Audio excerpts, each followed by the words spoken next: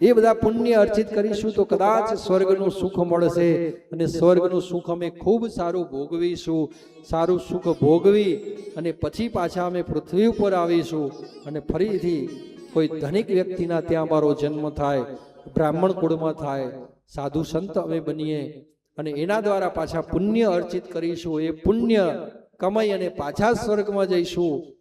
પણ જો તમારા જેવા ગુરુ અમને મળી જાય તો આ બધા ચક્કરમાંથી અમારે દૂર થઈ જઈએ અને પરબ્રહ્મ પરમાત્મા વૈકુંઠી યોગી દુર્લભમ એવા ગુરુને અમે મળી જાય તો અમે ભગવાનને જ પ્રાપ્ત કરી લઈએ. એટલે અમારે આ સ્વર્ગનું અને આ બધું આ જગતમાં આવવાનું અને જવાનું ને આવવાનું જવાનું એ ફેરો જ મટી જાય.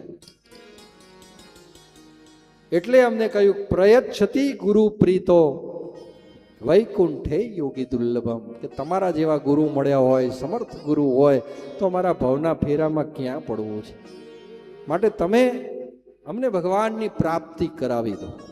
કેટલું સહજ રીતે ગુરુને સમર્પિત થઈ ગયા. વિચાર તો કરો કે જે 5000 થી વધારે ગુરુકુલો ચાલે છે, એ ગુરુકુલોના અધિપતિ કુલપતિ કહેવાય.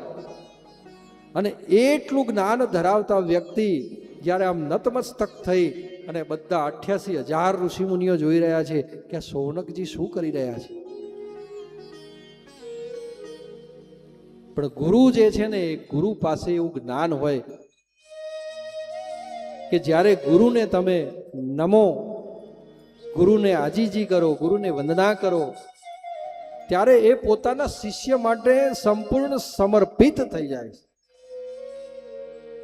ગુરુ જીવનમાં 4 છે, અને ચારે ગુરુ જે છે ને એ તમારી 4-વ્હીલર ગાડી છે, સમજી લો.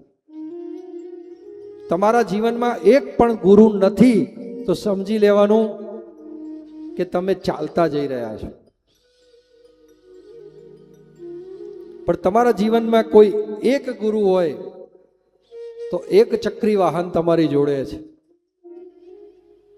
તમારા 2 ગુરુ હોય તો સમજી લેવાનું કે તમે દ્વિચક્રી વાહન ઉપર છો. એટલે તમે 2-વ્હીલર ઉપર છો એવું સમજી લેવાનું. 3 ગુરુ હોય તો ત્રિચક્રી વાહન ઉપર છો. અને જ્યારે 4 ગુરુ તમારા જીવનમાં હોય તો તમે 4-વ્હીલર ગાડીમાં ફરી રહ્યા છો. સમજો, અહીંયાથી તમારે 500 કિલોમીટર એટલે કે અમદાવાદ જવાનું હોય અને ચાલતા જાઓ તો તમારે ધૂપ છાવ, વચ્ચે તડકો આવતો હોય તો તડકો સહન કરવો પડે, શિયાળો હોય તો ઠંડી સહન કરવી પડે, ઉનાળો હોય તો ગરમી સહન કરવી પડે, ચોમાસું હોય તો પલળવું પડે. 2-વ્હીલરમાં જાઓ તો પણ તમારે આ બધું સહન તો કરવું જ પડે. થોડા ઝડપી પહોંચો પણ સહન કરવું પડે. પણ 4-વ્હીલર ગાડીમાં જો તમે 500 કિલોમીટર દૂર જાઓ ને ગમે તેવી ઠંડી હોય તો અંદર ગાડીમાં હીટર ચાલુ કરી દો, થોડી ગરમાવા સાથે પહોંચી જાઓ. વરસાદનો સમય હોય, વાઇપર ચાલુ કરી દો, શાંતિથી તમે 500 કિલોમીટર કાપી નાખો.